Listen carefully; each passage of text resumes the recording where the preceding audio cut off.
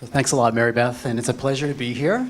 I've had a great day so far, getting to know people, meeting students, and joining some classes on campus yesterday. And I have to say, this morning's dialogue at the fishbowl was really illuminating and made me feel that it was a really good opportunity for me to come here because we have such kindred spirits in terms of the work that you're all committed to doing, as well as the kinds of challenges and questions that you're all trying to address. So it's in that spirit of sharing and trying to figure out how we navigate some of these really difficult questions and how we do this work, how do we do that with integrity, which was a point that was made this morning, and how we do that to affect the kinds of social change that we're really looking for. Can we even name what those things are and be clear about that?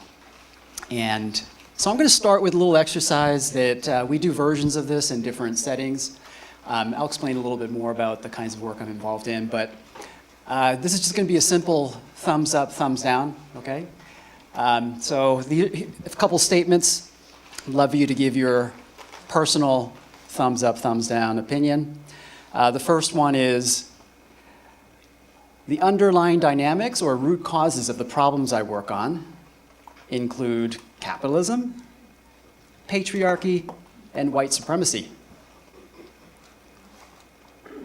Okay, I'm seeing a lot of thumbs up here, and it's okay if you didn't answer, but the folks who did, thank you.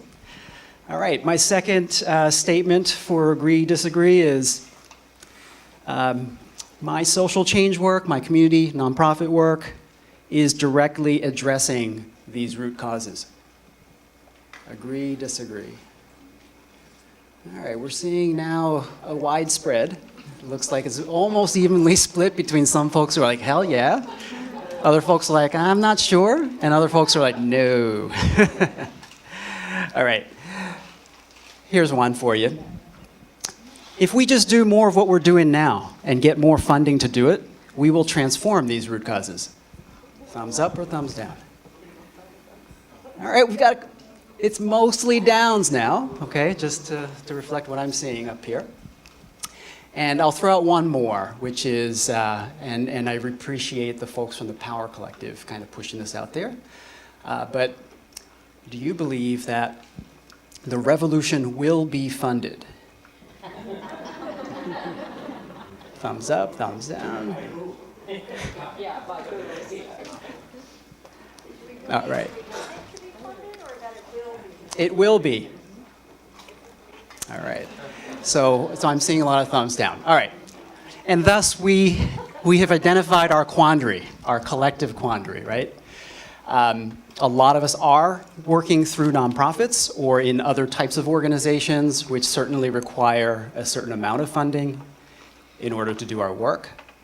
None of us, very few of us believe that if we just get enough funding, we're going to actually be able to achieve the change that we aspire to.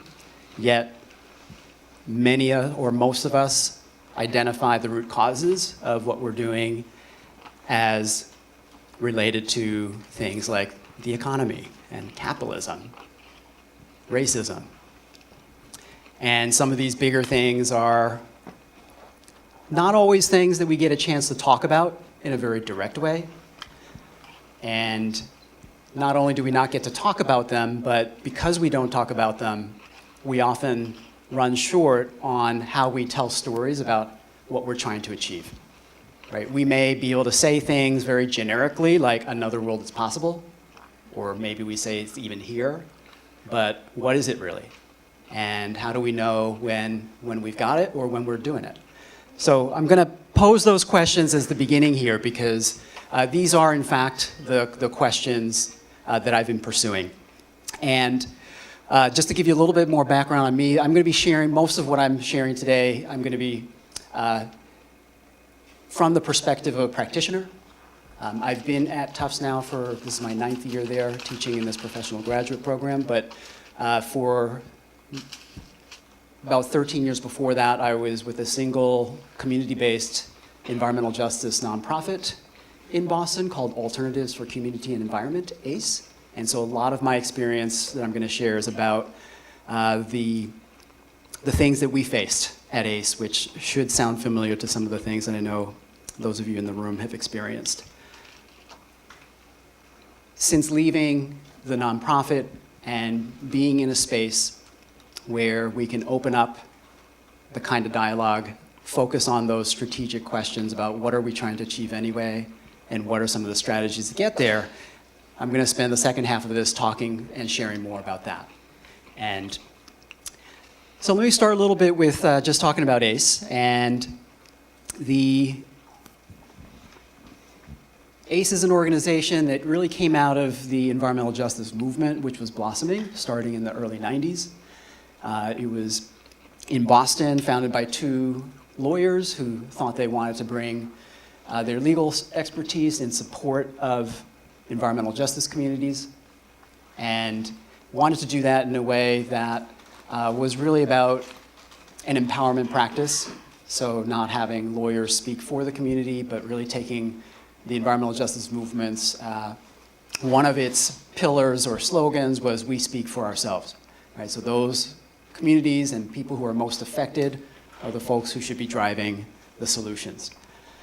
So that kind of organization, we already were aspiring to be what I would call a social justice movement organization, and really took seriously the idea that we were helping to build power. And in fact, our mission statement was we want to build power to eradicate environmental racism and classism and achieve environmental justice. So pretty lofty. We knew that as an organization, over time, I didn't mention, but the two lawyers who founded ACE were both white guys, extremely privileged, without direct experiences in the communities they were seeking to partner with. And over time, they wanted, if they were doing the job right, they knew that they would transition out of leadership, which they in fact did after about 5 or 6 years. And I had the experience of being in that organization, starting out as a fundraiser, so can commiserate with a lot of you who hold those responsibilities.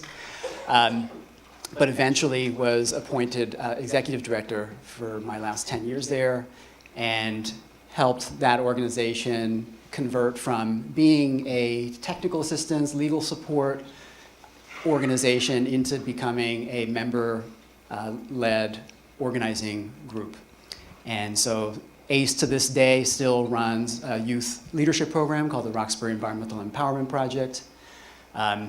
It started and still continues to host the Transit Riders Union in Boston, does still do legal support as well, and increasingly has another program in which we are partnering with other entities in Boston in the Right to the City Alliance to fight displacement and gentrification. And so I can say we did a lot of great work, and there's a lot of things that I'm proud of. We were able to stop a lot of bad things from being built, polluting facilities like asphalt plants, more highway on-ramps, power plants. We were also able to start to achieve more systemic change. We converted the whole public bus fleet from dirty diesel to cleaner alternatives. We were able to help pass the first environmental justice policy in the state of Massachusetts. So these were some of the things that we were really excited about. Our youth program started a grow or die campaign to do guerrilla gardening and take back publicly owned vacant lots and convert them into gardens for neighbors. So that's the good news. And I would say some of the lessons that I learned along the way really, I think, reflect some of what I heard this morning in the session about funders and some of the tensions and challenges between funders and nonprofits. We were fortunate that there were progressive funders that were on our side who really got what we were doing, who said, we're going to make multi-year commitments to you. You don't have to jump through very narrow hoops, but we're going to give you general operating funds because we trust you. We think that you'll come up and figure out how to best use that. That was never more than about a quarter or a third of our funding, but it gave us running room and gave us some level of autonomy, which was very important. On the other hand, we also very much experienced, I heard people this morning talking about having to chase the money, which I know our dean here says not to do, and I know we don't want to do that, but we end up chasing the money and spinning. We were spin doctors extraordinaire. We knew how to, turn anything we were doing into whatever the issue of the day was for foundations. We felt like this funding system we were part of oftentimes put us in competition, whether that was explicit, like this is a request for proposals in which we're going to grade everybody, and whoever gets the highest scores gets the funding, or just implicit, like we know that there's 5 entities all working on the same thing here, and we all work together, but this funder is not going to fund all of us. So there's some of that under the table type of tension going on. We had to and this was something someone expressed this morning, we have to promise miracles that are achieved in 2-year timeframes with only partial funding. And we did that too. And I think one of the other things that I really felt profoundly, especially as executive director, was that there were strings attached to the funding. And there were a lot of things that that funders said, these are the best practices we think you should have as a nonprofit, because we know that nonprofits oftentimes lack capacity, you don't have the business mentality. We think you should adopt all these corporate practices that are working so well for corporate America and become more businesslike and efficient. And you should have programs that fund themselves and sustain themselves without our funding, right? How many times have folks heard that? So, all of that added up, and then you add to that just this level of precariousness that led to a culture of, it was tough. It was a tough environment. I mean, we aspired to do a whole lot, and we did achieve a lot, but it was despite all of these challenges that were related to funding. And I think at the end of the day, it had us, and for me, when I left being an executive director, and there were a lot of other folks who were my peers who had been, helping to lead some of these types of organizations, we all asked ourselves at the end of the day, we said, is the work we're doing really adding up to the social change that we had signed up to do as part of these organizations? Or are we just helping to achieve small Band-Aid incremental solutions? Do we even have good ideas about what possible trajectories might look like toward the transformation? Or are we just flying on blind faith that if we just keep doing more of the same, somehow it'll happen? And then I think even more critically, we were asking ourselves, are we actually social change agents, or are we just prisoners of the nonprofit industrial complex, right? And oftentimes, I would say we probably felt both ways, depending on which day you asked us. So I'm going to talk a little bit now about a case that was towards the end of my time at ACE that really helped us sharpen some of these questions, and really, when I went over to Tufts, was where we continued to explore them. Some of you may remember back around 2005, 2006, this whole idea about green jobs really kind of took the stage. That was, for me, it was a really great moment, because it said, yeah, all the environmental justice work we were doing was so important, and there's an economic rationale for doing it, right? We can generate these green jobs, and jobs not jails, was a big refrain. In Boston, we built our own community labor and environmental coalition called the Green Justice Coalition. We were trying to figure out, in our best way at that time, how can we leverage this really broad political base to achieve the policy changes so that we could drive good green job creation and access for our communities to all these greening resources like energy efficiency. And we did achieve a lot of really amazing things. We pushed Massachusetts to become the #1 state for energy efficiency. We established wage standards so that prevailing wages were paid all the way through the industry for the work that was being funded. And we created programs to really connect our communities who couldn't otherwise afford to invest in things like insulation in their homes, even if there was a small copay. We increased the amount of programs to make sure there was access for everyone. But we knew that it went beyond that work. I think our biggest concern and one of the aha moments we had was, now that we've succeeded with this policy change, we've actually created new markets that, are we going to sit around and just wait for other people to come in and, these exploitive contractors to come in and do this work for the lowest, right, the lowest bid? Or are there ways that we, cannot just sit by and monitor this, but can we actually get in the game? We got really inspired because there were some folks in our area who were working, they were called Co-op Power, and they were at the time working on this idea that they would build their own biodiesel, community-owned biodiesel plant. And it was, for us, we were like, what? We can own the means of production here? It was an amazing revelation for us, and it just sparked something for those of us who may have been in a younger generation where we did not experience movements where people were talking about doing things like that. It was super exciting. There were folks in the generation who said, finally, these ideas are coming back around. This is what we were working on all through the 60s and 70s. And so we spent 2 years with several of our nonprofit community partners, and we said, you know what? This is such a great idea. At first, we were wildly optimistic. We said, this is going to be able to help us create another revenue source for our organizing work so we don't have to depend on foundations. We got some grants to help us do business planning. We got some empowerment zone funding from the city as well. And we used our nonprofits the best we knew how to help develop a business plan for doing a community-owned energy efficiency weatherization company. When we ran the numbers, we convinced ourselves that, yes, we can actually create about 10 good jobs.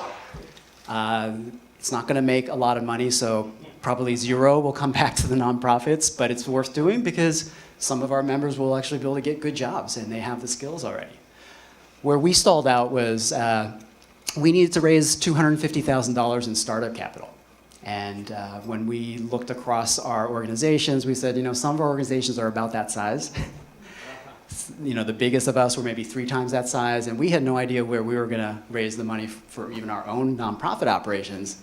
How are we going to then also raise money for this startup business? And we had no sense of what it meant to raise capital outside of the nonprofit structures. So for us, that was a great learning moment, but it didn't dissuade us. What that did was planted a seed that said, you know what, there's something to this. For so long, we've been pursuing policy change. We talk about building power, but almost exclusively only in the political realm. We're building power so we can get people elected. We're building power so we can change policy. But are we building power so we can take control directly over our economy? Right? That was a question that we had not seriously posed, and that opened up a whole level of thinking that led us to a lot of exploration. And so when I had a chance to go to Tufts, and one of my reasons for going there was, can we create the space so that we can start to pursue some of these strategic questions that when we're on the front lines of the work, we have to defend against this, against that, right? We have to chase the money and do these different programs. We almost rarely have the time to, in a very serious fashion, examine whether the work we're doing actually adds up. Does the strategy even make sense to achieve long-term change? And so when I went to Tufts, I was able to create some co-learning spaces and continuing partnerships and bring students and practitioners and organizers together to pursue these questions. And over several years of doing this, we got super inspired. We learned about the Mondragon cooperatives in the Basque region of Spain. We learned about what was going on in Latin America and solidarity economy movements in Brazil and in Ecuador and places where these ideas about a different economy were starting to be baked into the national constitutions. We learned about, in Quebec, the social economy and creating multi-million-dollar, tens of millions of dollars of investment funds that were being created to invest in solidarity businesses. So we were totally inspired by that, and the question was always, well, what is that? How does that translate to what we can do here? Here for us was the Boston area. And I'm going to pause here and just do a little bit of an exercise because I know some of you are already on board. You're like, yes, this is what we need to be talking about. And this kind of conversation has, I would say, been really bubbling and bursting over the last 5 to 7 years, right? So, ask yourself if like 7 years, 10 years ago, were you hearing about some of these ideas out there, right? Probably very little. Today, it's a different story, and let me ask this. How many folks have some degree of skepticism about whether we can actually do all this stuff? Yeah, I'm raising my hand not to tell you to raise it, but I'm raising it for myself. Yeah, these ideas are all great, right? But how do you get beyond the very small scale? Like, you might think a worker co-op is a great thing, but can it go beyond, the bike shop and all these other small scale things that we're talking about, or that we've seen in action? So I'm going to do an exercise right now just to kind of break open our thinking a little bit, and some of you may already not be saddled with some of the skepticism, so just follow along if you're in that category. All right.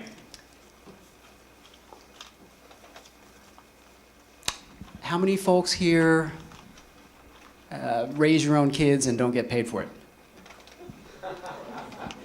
Okay. How many of you grow some of your own food?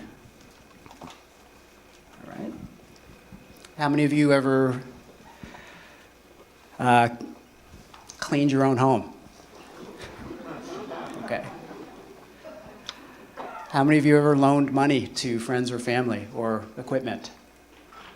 Okay. Tools. All right. So that was virtually everybody was raising their hands to at least one of those things.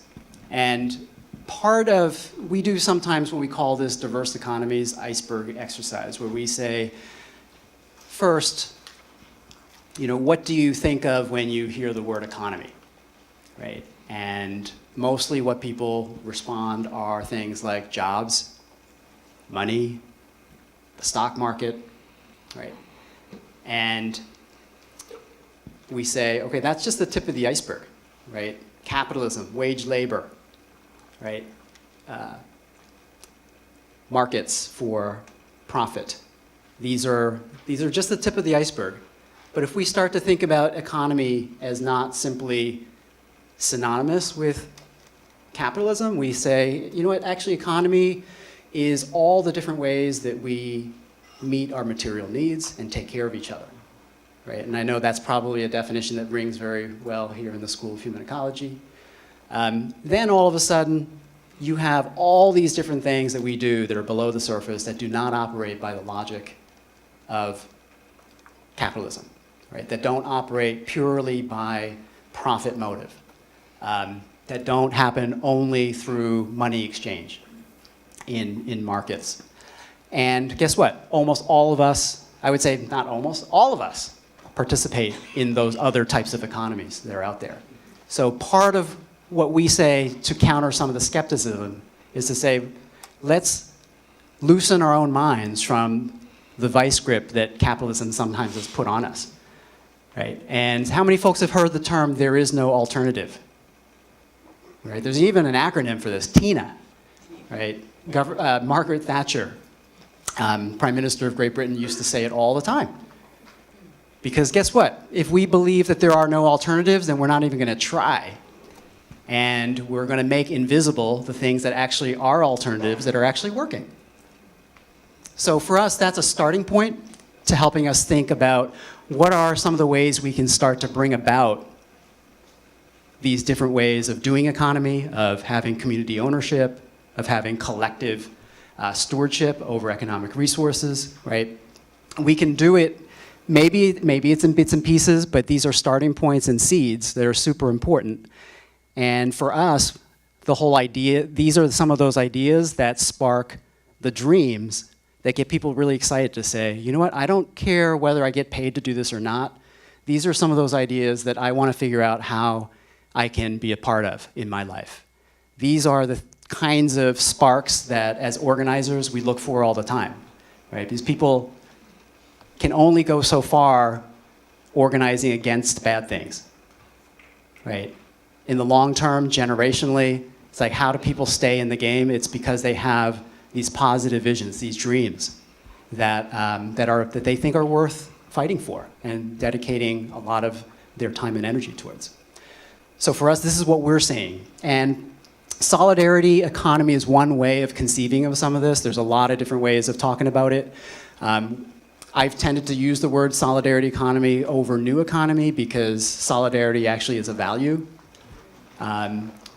Everything can be new, anything can be new, but solidarity means, we're in this together. This is about how humans are fundamentally interdependent and social beings.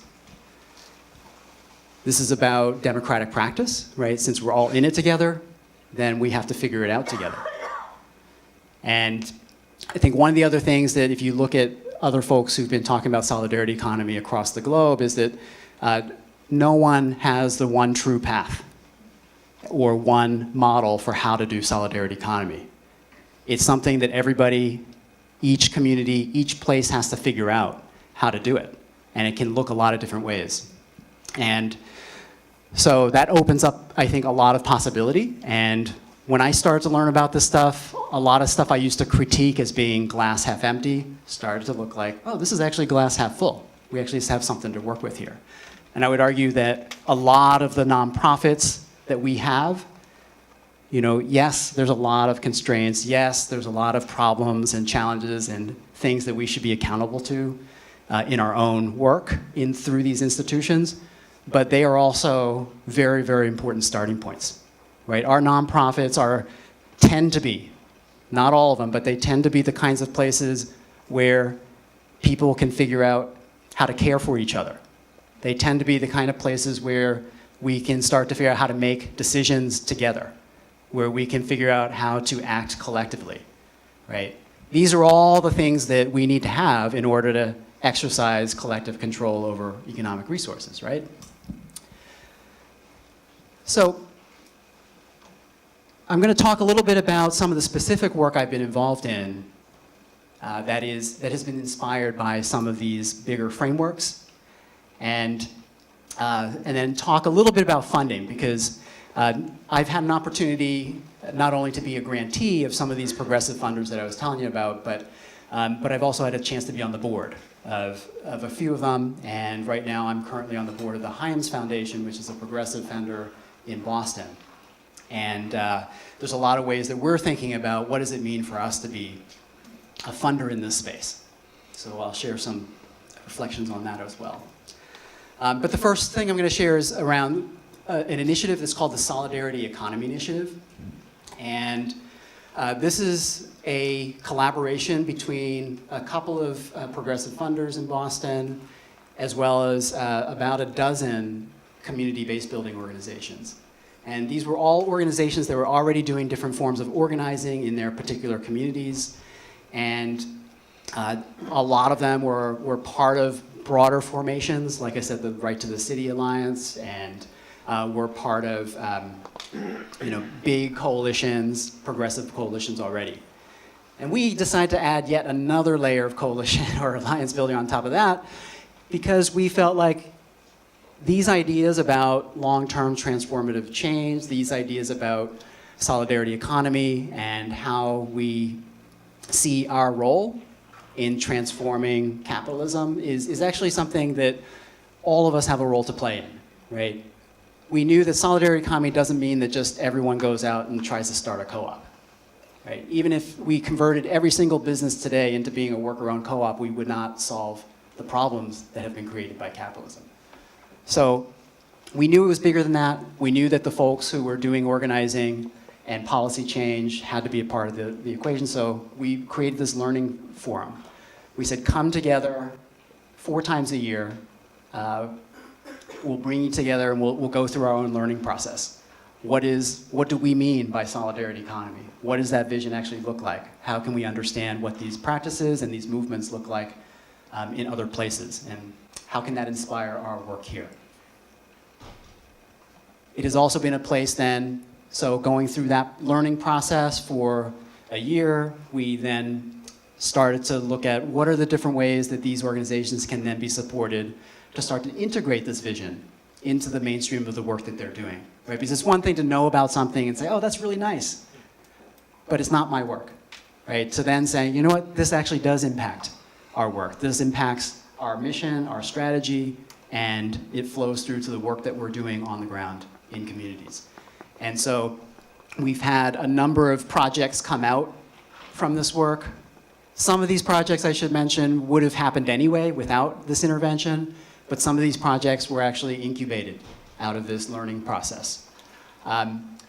We have one of our cohort members is the Dudley Street Neighborhood Initiative, which some of you know established a community land trust about 40 years ago, and have been able to do amazing things by having democratic community ownership over 30 acres of land, right? To build permanently affordable housing, build a community greenhouse, support urban farms. And Dudley Street Neighborhood Initiative used this opportunity to say, let's figure out how we can spread that community land trust ownership model to other parts of the city. Can we start to shift city and state policy and resources towards this model of land ownership so that we can do more in the fight against gentrification and displacement? There was a campaign in the state that some of our members were involved in called Jobs Not Jails. And the idea was twofold. First, let's start to reform the carceral state, right? So how do we start to reduce or change the policies that have created the mass imprisonment crisis? And that was step one. And so there's been some positive movement on that front in Massachusetts, but they always thought part two was just as important, which is if the state is not spending so much of its resources on imprisonment, then can we redirect those towards building jobs and the kind of economy? And the question was, well, what kind of economy?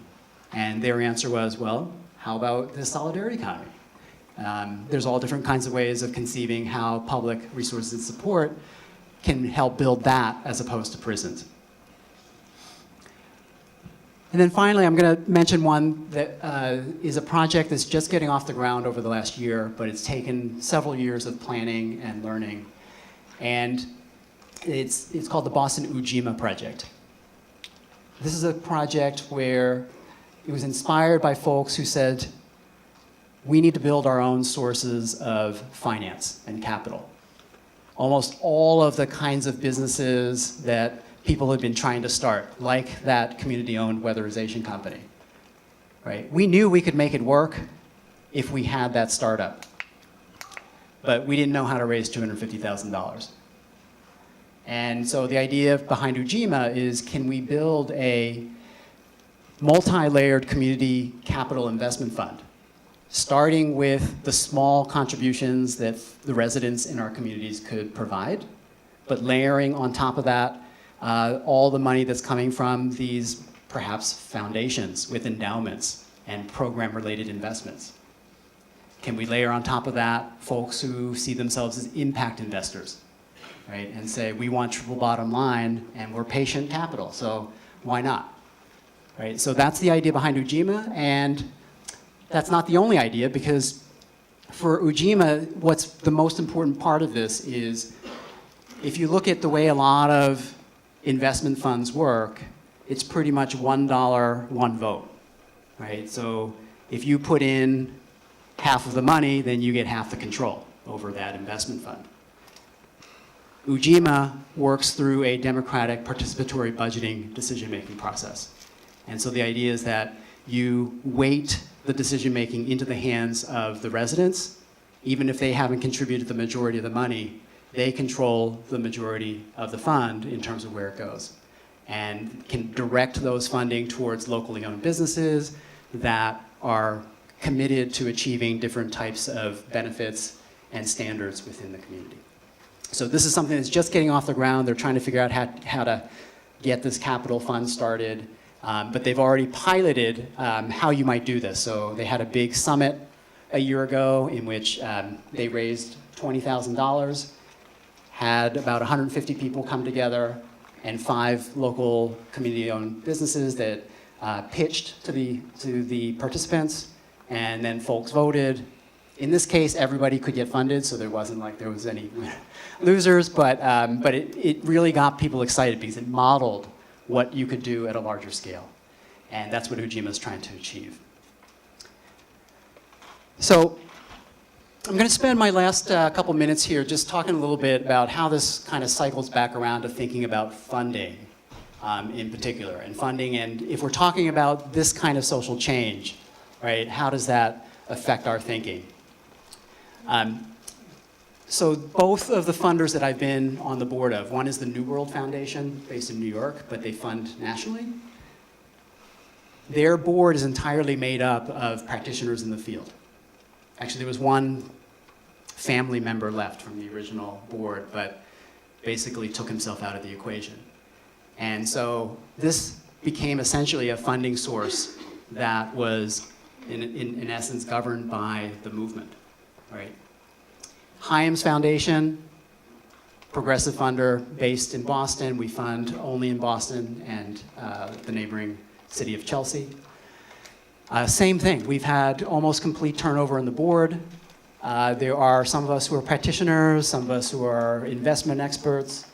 The foundation has recently retooled and centered racial justice as kind of the organizing theme behind all of our work.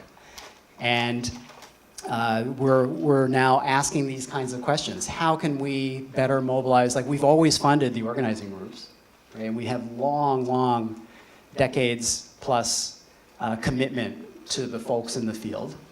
But how do we actually work towards that deeper change? And how can we leverage the resources that we do have? We understand that, yes, we can give away in Hyams $5 million a year, which is great, and very important source of funding for our grantees, but that's not the only way that we can exercise our influence.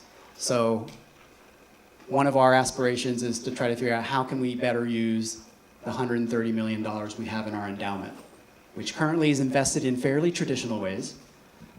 We're currently trying to get out of all these hedge funds that our advisors had convinced us was a good thing to do about 5 years ago. But one of the things, right, so there's all this kind of standard wisdom coming out of Wall Street that just has turned out, right, not to be true. And as long as you're losing just as bad as everyone else, then you kind of feel like, okay, you know, we did the best we could.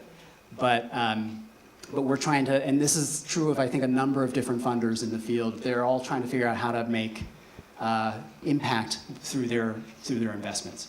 And so we're now trying to understand, like, that's the full footprint of what funders can do.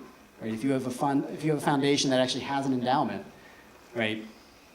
I think somebody made the point this morning that, you know, you have on some of these foundation boards or nonprofit boards people who want that structural change, and then folks who are actually in institutions and businesses that are creating the conditions for which you're having a nonprofit in the first place. So same thing with the investments, right? We're invested in all kinds of things that are part of keeping, right, and extending the wealth inequalities that we have in our society, right? Continuing the poverty and all the other things that we're trying to work on. So these foundations are trying to think more broadly, and at the end of the day, I think it's all very positive, but there are very few of them. And these foundations, though, are trying to lead the field, trying to figure out how they can get other folks involved. So just next month, for instance, we're going to be holding a session with a bunch of folks who call themselves social justice funders in the Boston area or the Massachusetts, and starting to introduce some of these ideas about, you know, solidarity economy, ways that they can start to recalibrate their vision and their own theories of change and how their funding can make a difference.